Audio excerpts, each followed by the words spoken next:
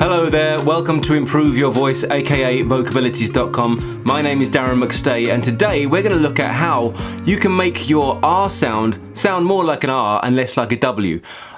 Being from London and from East London, close to Essex border, I have an accent which naturally wants me to pronounce W's quite a lot. And I've put this little buzz line together, I've put this little sentence together called "The red arrows whizzed through the rainy wet rainforest."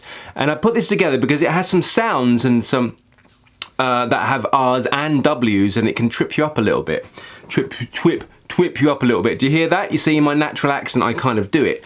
And in order to overcome this, and maybe if you want to pronounce your R's so it doesn't get confused, or if, you know, perhaps maybe you're being bullied for it or something, because people are very often funny about certain speech impediments. And so if you want to change it, if it's something you want to get rid of, then this video hopefully shall give you some exercises and insights into how to do it. So this little line, "The red arrows whizzed through the rainy wet rainforest." Here we go, let's say it again. "The red arrows whizzed through the rainy wet rainforest." If we said it, if our R's weren't able to pronounce so well and they come out as W's, it might sound like this: "The red arrows whizzed through the rainy wet rainforest."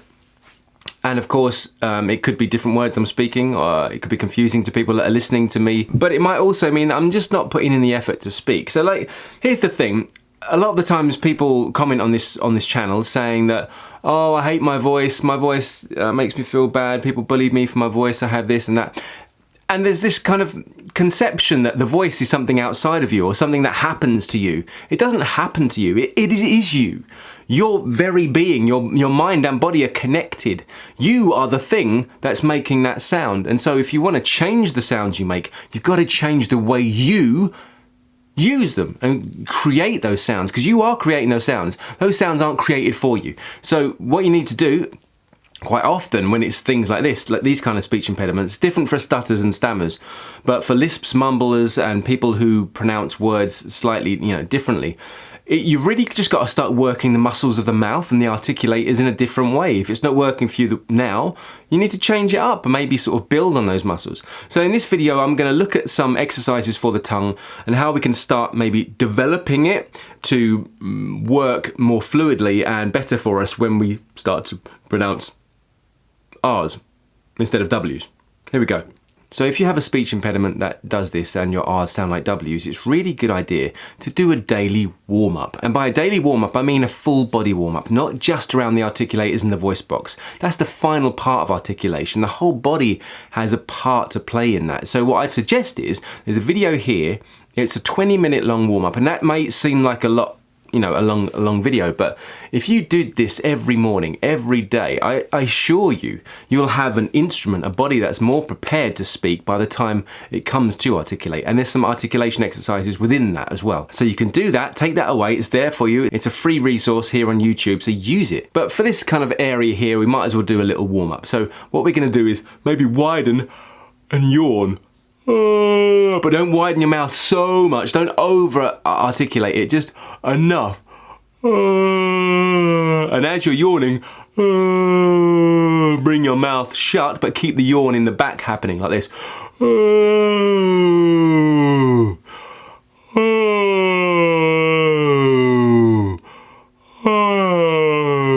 Now, even if you have to fake it, there we go again, everyone loves that little line, I don't know why. We just continue to do it. So even if you don't really naturally yawn, it doesn't matter. You're acting it. You're putting it on. If it does happen, great, because what it does is open up some space, and with that space, then we can start working the articulators within it. So next, what I want to do, because it's specifically about the tongue, and there's other videos on this channel for different articulation exercises.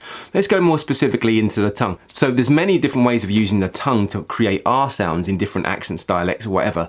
But there's two main schools of thought. One is called rhotic and the other is non-rhotic. And basically rhotic means that you curl your tongue in order to create a R sound like this. R, R, R. So the tip comes back like that. R, R. You see? And that happens a lot in, especially American accent, and that's quite common. So you may have heard that R, R. And some Irish accents as well do that. Even within America, I mean, for example, New York doesn't, you know, isn't so rhotic. It doesn't really curl the R. It's more like R. My eyes. I don't curl my eyes. I'm non-rhotic. That's probably the worst New York accent you'll ever hear in your life, but I'm, you know, I haven't rehearsed it today. So, but it's just to give you an idea that accents can change even within, you know, like a few kilometers of each other. So you should know what it is you do in your own accent, and it's handy to know where you're from, because that can help dictate the sort of work you need to do in order to change up and find the articulation that works for you. So anyway, it doesn't really matter if you're an R or non-R person. We're going to learn to curl our R's. We don't need to trill them or do anything fancy, but I want you to do this as an exercise. So it's like this: R, R, R, R, R, R, R, R, R, R. Now do that 10 to 20 times, a few times a day, you know, if it's something that's a problem for you, whether you need it or not. So we can do that R, R, R 10 to 20 times, and then try this one. We're going to put the tip of the tongue behind the bottom teeth and then try and push the back forward as far as you can. Ah, ah, ah, ah, ah, ah, ah.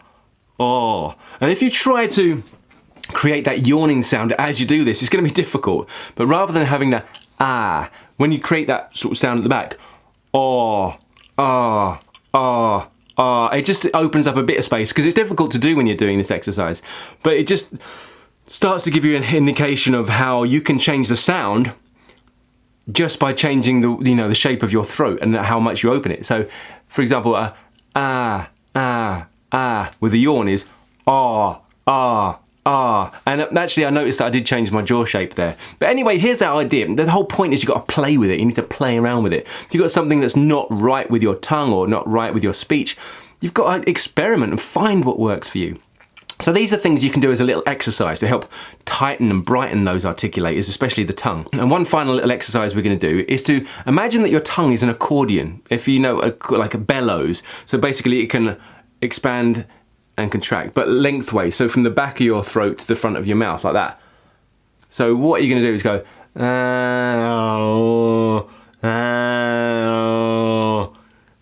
try and keep it as flat as possible.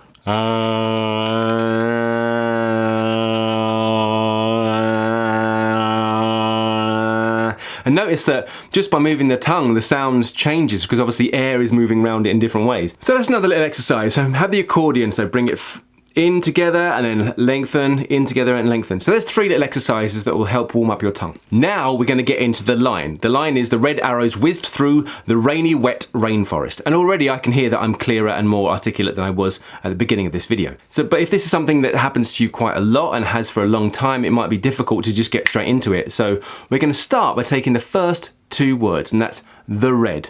The red. Now, red for me, I could easily say wed. Red, red, the red, but we want to play with it, so we're going to discover for ourselves what it is we're doing. So the red, red, red, red, red, red. Try and curl the R, red, red. Try and stick the tongue out, red, red. Pull the tongue back, red, the red, the red, the red, the red. Actually, for me that seems a bit easier, the red, the red. If I pull my tongue right back, the red. It's actually curling, but I'm actually pulling it back like the bellows.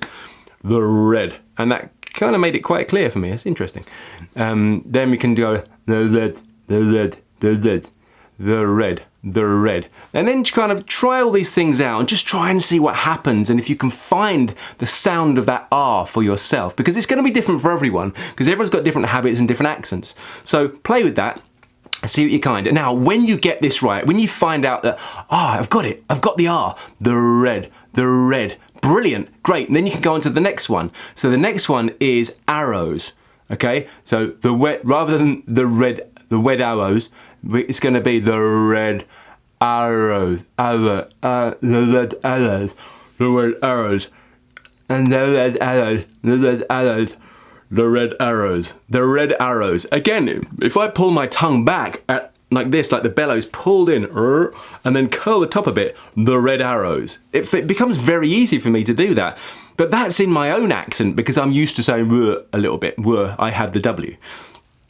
So the red arrows. So what I'm doing is by pulling that tongue back, and you need to find it for yourself. Again, like I said, so once you've got the red, you go into the red arrows, the red arrows. And then once you've got that, you can move on to whizzed, the red arrows whizzed. So we've gone from an R into an actual W sound now. This way you're gonna start tricking your mind a bit, and this is like where the work gets harder.